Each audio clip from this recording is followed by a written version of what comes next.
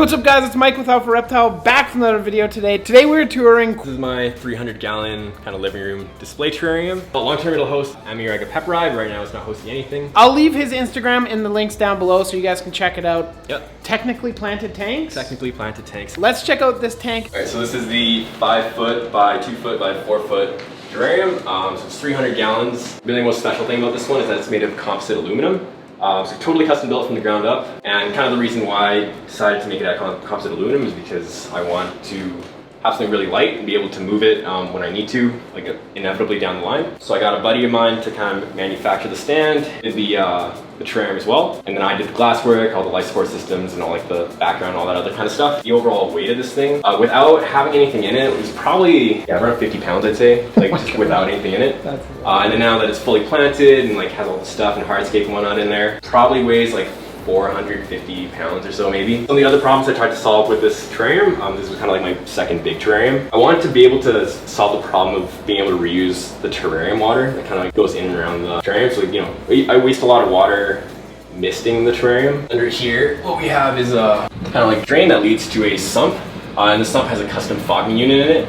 And so that pushes cold air through the tubes in the back, and that goes up into the terrarium, and that's kind of what you see here, like the fogging's going off. And then at the same time, there's also a waterfall that takes the water down here into kind of like a drip wall on the right. But it creates a pretty cool effect where the water kind of trickles down, like a seepage wall almost. The fan goes off pretty much all day, and the benefit of that is that it moves cool humid air, importantly, from the sump, kind of like into the terrarium itself. Also, there's a couple fans on the top here that move air from the outside in. Kind of like when you get a mix of that like nice dry air coming in there like every once in a while, but also the cool humid air from inside. The orchids really like that, and like all the other plants also taking off super well. Lighting for this one isn't super special right now. I'm just using 3 50-watt 6000K LED floodlights. Down the line, I'd like to upgrade them to something more variable, like something with more controllable color and whatnot.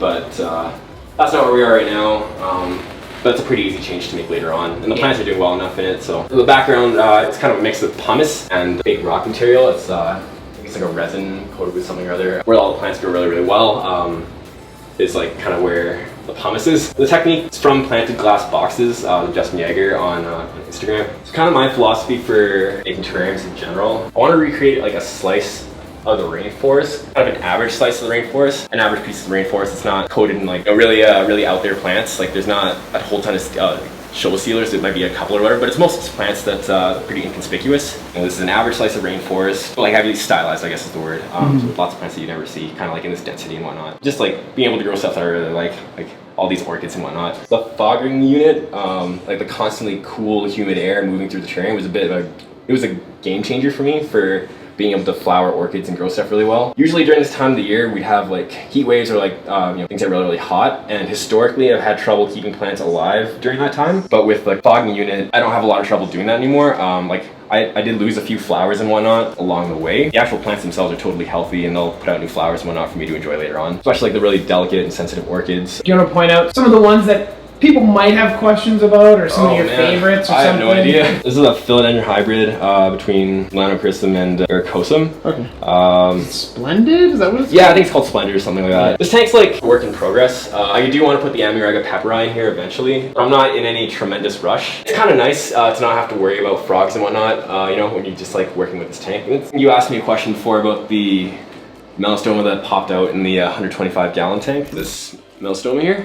Yeah, so I don't have an ID for it. It's flowered for me in a bunch of places. I can show you it flowering in the big terrarium tank. So this is the adult foliage of it. Oh, okay. You can see it produces like big clusters of flowers. And I thought it was Tytula guianensis. What else is there? Tons of ferns everywhere. It's like lots of really small, inconspicuous things. Again, like just that's the goal. Yeah, exactly. Yeah. Like I wanted a terrarium where you have to like really look deeper into it. You know, like you have to get into the weeds of it to be able to see like the stuff that's kind of hidden away.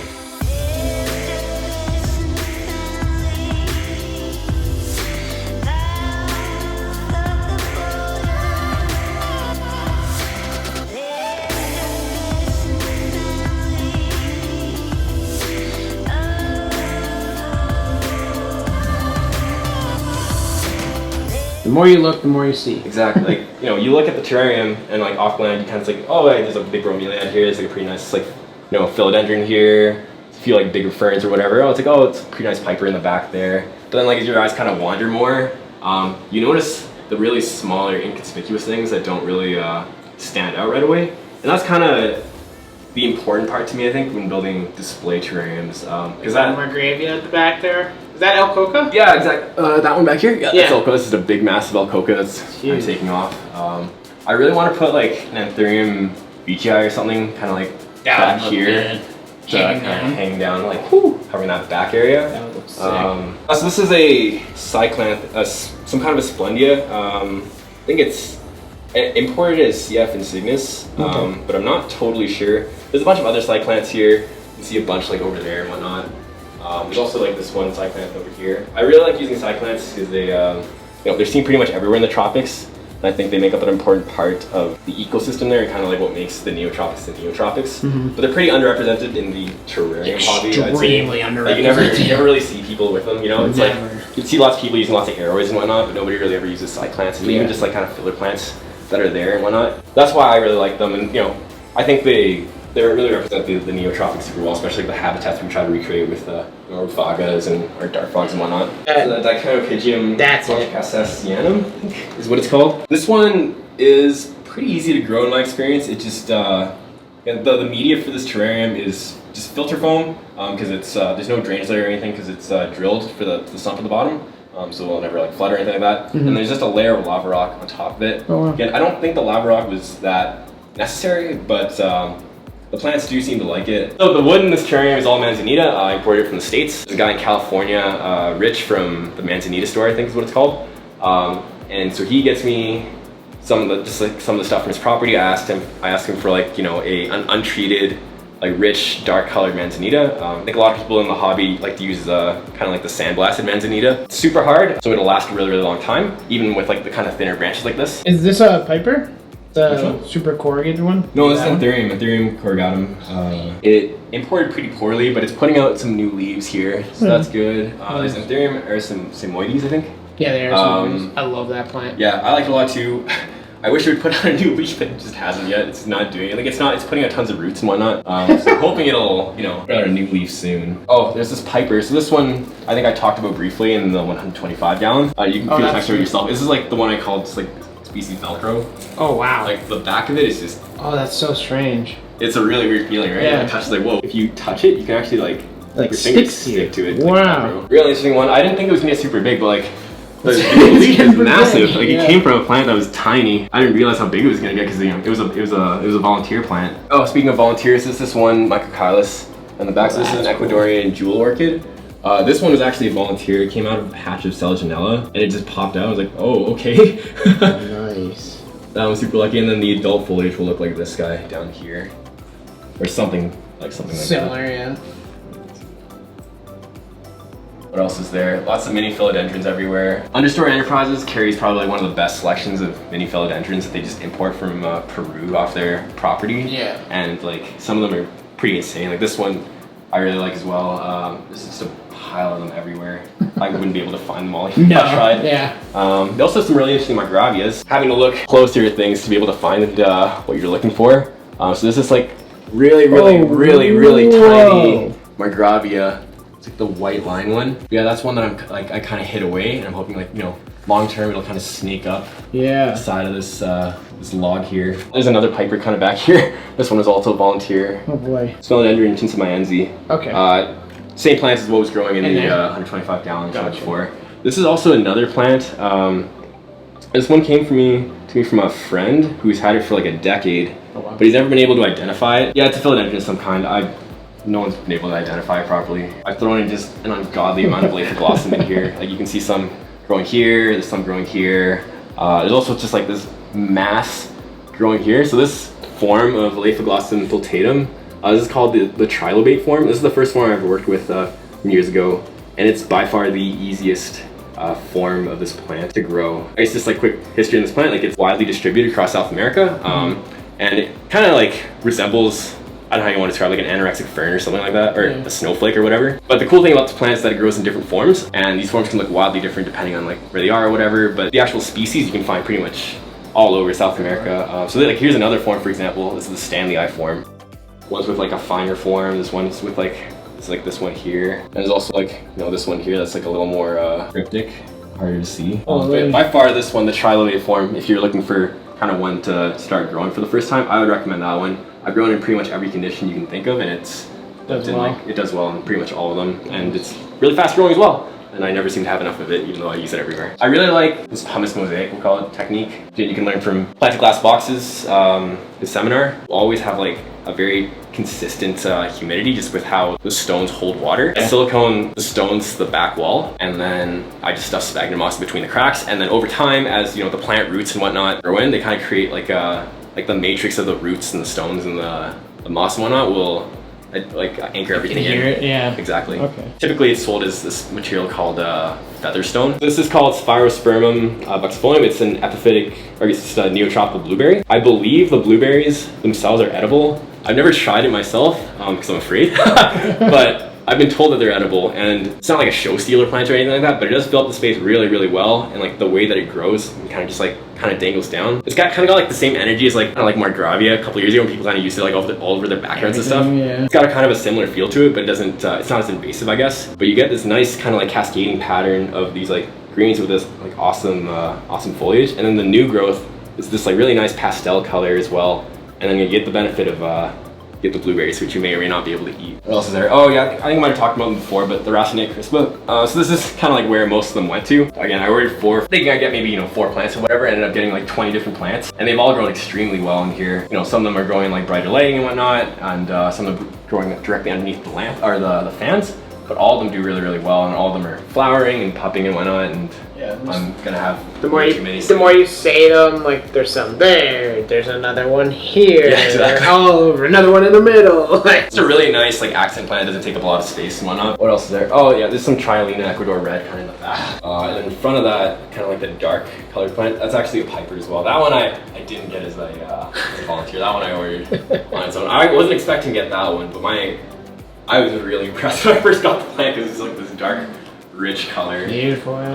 Yeah, special care for this terrarium, probably worth mentioning. I do use a fertilizer for it. I use some kind of Seacom product that I dilute it by a ton. I use like 5 milliliters, something like that, in a 500 milliliter spray bottle. Yeah. And I just spray that once every couple of weeks. The plants do pretty well on it. As far as I know, it shouldn't have any negative effects on the frogs and stuff. I have a friend who's been using it for a super long time. This is actually a jewel orchid.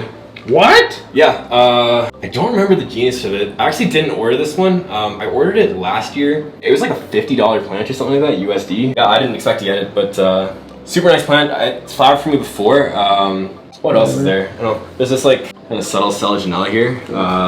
This is a bronze Ceracea. And then I've also put like just a crap ton of this Paracea hypodiflora. So this is like, I just put like little cuttings of it everywhere, all over the bottom of this tank. I'm hoping long term it'll like kind of create a full, like, yeah, exactly. Nice. With plants like this, like the leaves get pretty big on those ones, so we'll see how. Is that just like an Apicia or Apicia or whatever? No, that's a Paracea. That's the same plant as okay. Paracea hypoflora. Has these like really distinct kind of like orange balloon like blooms. So yeah, put that like all over the place. Here's the small cuttings. That's why I like to do that a lot with my plants. I don't start with like really huge plants. I take really small cuttings, put them everywhere. Yeah. And I kind of like enjoy how they grow in over time. There's also this like really interesting Gesneriad. This is Neomortoniana rosea, and it arrived to me looking like ashtray residue. Like it was so bad. Oh boy. I asked them for a refund. They gave it to me, but like came back. Yeah, it came back eventually, and nice. That's kind of the thing about plants you import, like especially with terrariums. Even if it looks really, really dead, like ask for a refund, but just throw it in somewhere. Like you can't really see it right now, but there's tons of like Gobinia section begonias everywhere. So like your begonia, there's Segregata I think somewhere, and Doddsonii and a couple other places. Back here, for example, like they melted in transit, and they're kind of just like coming back now. So it's always worth it to, you know, even if you have a plant that arrived really, really crappy, it's worth it just to throw it in and see if it'll grow and recover and whatnot. It's always worth it in my opinion. Yeah. Always get a refund too, but like, try to see if you can grow it back. When you throw out your entire plants, you end up losing your any volunteers you might have, right? Yeah. And those volunteers end up being like some of the funnest parts of the import. You get some really, really amazing stuff. Yeah, just like tons of like really interesting ferns and all that other kind of stuff that you might miss if you just throw out your plants. So yeah, always worth trying to save what you have. This branch here is probably one of my favorite scenes in this terrarium. Like there's just so much going on with it. Tons of different ferns. There's a few filmy ferns growing on there. Just loaded with Lepanthes. Like I grow quite a few Lepanthes. This is probably my favorite. Well, maybe not my favorite, but it's one I always keep coming back to, Lepanthes gargoyle. They'll shoot out these really long leaves and then just like drop. I think, I don't know, it just has a lot of interesting texture. Yeah, movement too. And it's so easy to flower and keep. So I grow it like in tons of different spaces. There's some other Lepanthes in here as well. This was formerly Lepanthes, now it's in Andinia nummularia, an intermediate to cool growing one, I think. I grow it closer to intermediate, but it flowers for me pretty readily as well, and I'm glad I have the opportunity to work with this one. What else is there for orchids? Oh, this is Trichosalpinx Camelopanthes, I think is what it's called. Put a giant mass of it back here. I don't know if you can see it. Like this is all one orchid. There's a few peperomias in the mix in there as well, but this is like all orchid. So I put like the majority of it kind of there, and then I've tossed cuttings around kind of everywhere. Kind of like the blueberries again, like, you know, I'll get a giant plant, I'll cut it up a bit, and I kind of just throw it into different places and see what works, what doesn't. Yeah. You know, I have so much of it now that I can just kind of experiment and learn what works and what doesn't.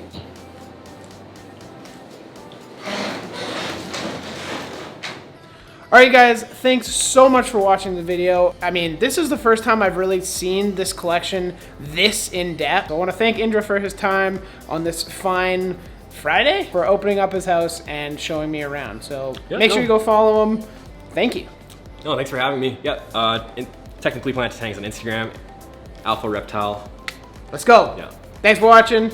Do all the stuff, like, comment, subscribe, all that stuff, and we'll catch you in the next video. Later.